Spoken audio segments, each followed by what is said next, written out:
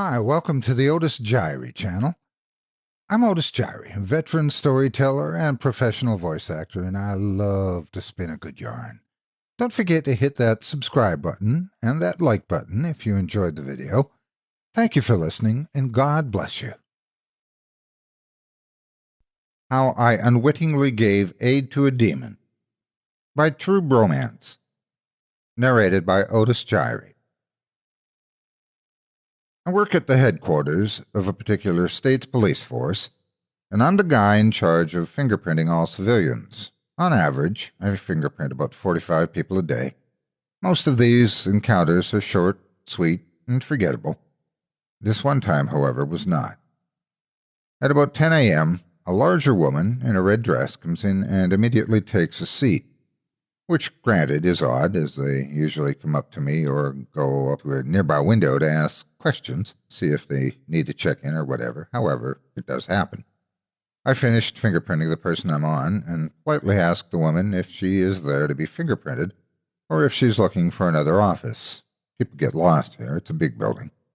She tells me she's here not to be fingerprinted and asks if it's okay just to park a seat for a while. Sure, whatever. It doesn't bother me any. I continue fingerprinting people. At approximately 11:15, a young woman of Mexican descent comes in. Usually, I wouldn't mention the ethnicity, but I feel it's important in this instance, as this woman hardly speaks a lick of English. It's fine. I pantomime which fingers I need, and we get her fingerprinted rather quickly. She then thanks me and goes to the window to ask for information about something else. Not sure what. I had other customers to deal with. About 11:30 rolls around, and she goes to the window a second time, and this time I hear her ask about an escort. Now, this is odd, as no one asks for an escort. The woman behind the window offers to get her manager and walks away, at which point the woman comes to me and asks me if I could escort her because she's afraid. Now, I have to explain that I'm not the kind of guy you'd immediately go to for an escort. First, I'm not an actual officer. I'm just a clerk, essentially. Second, I'm wearing a sweater vest. Third, I'm a tall guy, but quite wiry and couldn't hold my own if push came to shove. And fourth, I'm not supposed to leave my post except for scheduled breaks. I try to explain this to the woman, but she isn't really getting much of it. I try to get her to wait until an actual police officer shows up to help her, but she refuses, saying frantically that she has to leave now because that woman is watching her. Now, this is the first mention of why she needed an escort, so I attempt to pry more information out of her. She explains in broken English that the large woman in red has been watching her the whole time, giving her devil's eyes and whispering things under her breath, and she's scared she might be attacked. I look over to see if the woman in red is doing such things, but she's gone, and the woman before me frantically explains that she's waiting out in the hallway trying to catch her as she leaves and attack her. I don't believe her, but I pretend I do. I try to calm her down and check my watch, seeing that it's been quite a few minutes and no police officer has yet shown up. I have customers waiting. Finally, I break down and agree to escort her out of the building. I quickly apologize to my waiting customers, and then I walk out with the woman. The hallway is, as I expected, completely clear of the woman in red. As we hastily walk toward the elevator, her out of fear, me out of the need to get people fingerprinted, the woman in red steps out of a bathroom door in front of us, blocking us off. The scared woman scurries behind me, hoping that my thin body will protect her. It won't, but I stand firm. The red woman hisses, and I do not use this verb lightly. She legitimately sounded like she was trying to pull out her best anaconda impression. I know what you are. I point to myself. Me? No, not you, she spits once again. I use this literally, as some spittle flew in an arc from her mouth. That thing behind you. The woman behind me lets out a little moan of terror. The red woman continues. Do you have any idea what that thing is? That creature you're protecting? I've worked retail before, so I know how to calm people down, or at least that's what I tell myself. So I said, "Ma'am, I do know who she is. She's a very scared young woman, and I'm taking her to the front door." "No," the red woman shouts. "She's a demon, an ally of the adversary." This causes me to blink. Now, I've dealt with some crazies in my time, both at retail and when I worked at a pool, which is another story in and of itself. But I have never experienced something like this, and quite frankly, I didn't know how to handle the situation.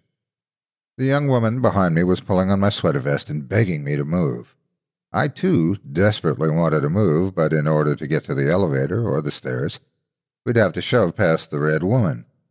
Instead, I tried to calm the woman down. "Ma'am, I don't know who you think this woman is."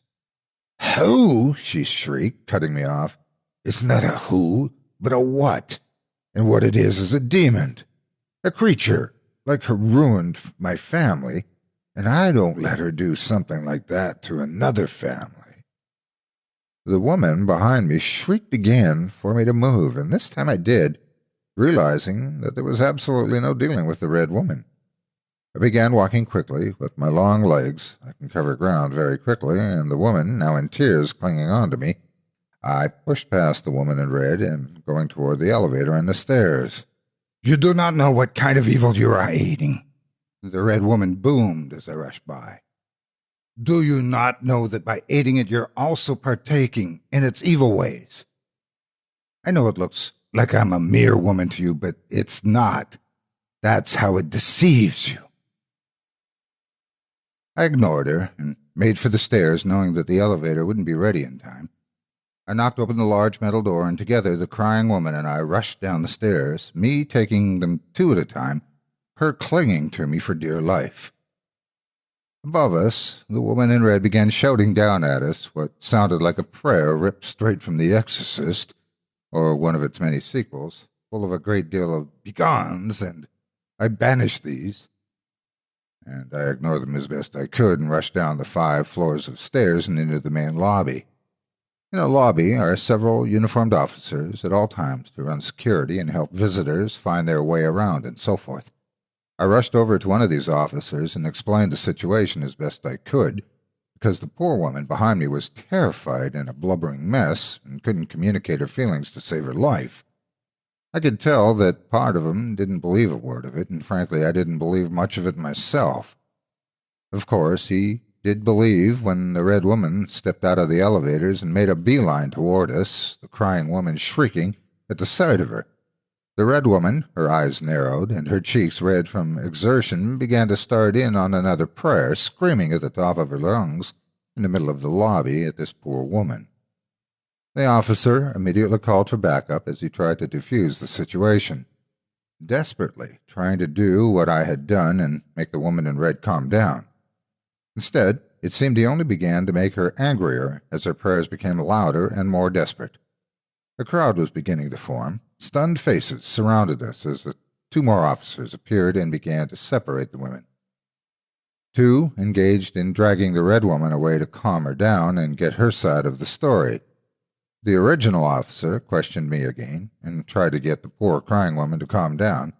However, it didn't work. Eventually, the red woman was escorted out of the building, 1 officer on either side of her.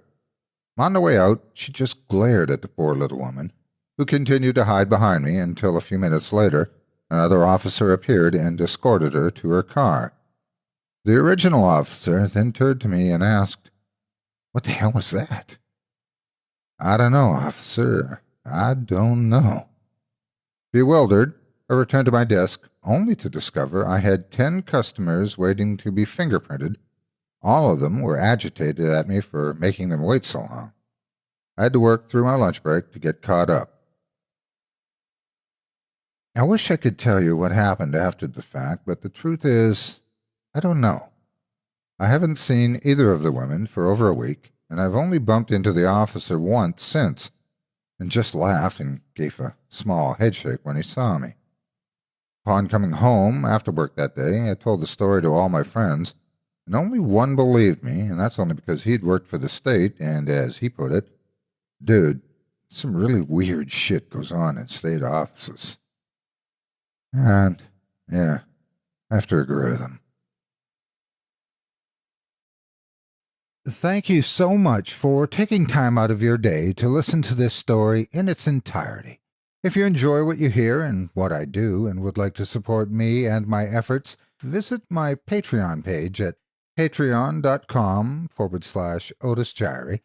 If you haven't yet, please hit the like button and subscribe today, and share this video with everyone on your social media. It helps more than you could ever imagine. If you'd like to see a particular story narrated, including one you may have written yourself, send it to submissions@otisjiry.com and I'll take a look. If you're interested in more of my work in the horror genre, you can also find me at Chilling Tales for Dark Nights on their website and YouTube channel, and on Chilling Tales, the podcast now available on iTunes. Again, thank you for listening and have a great day. God bless you.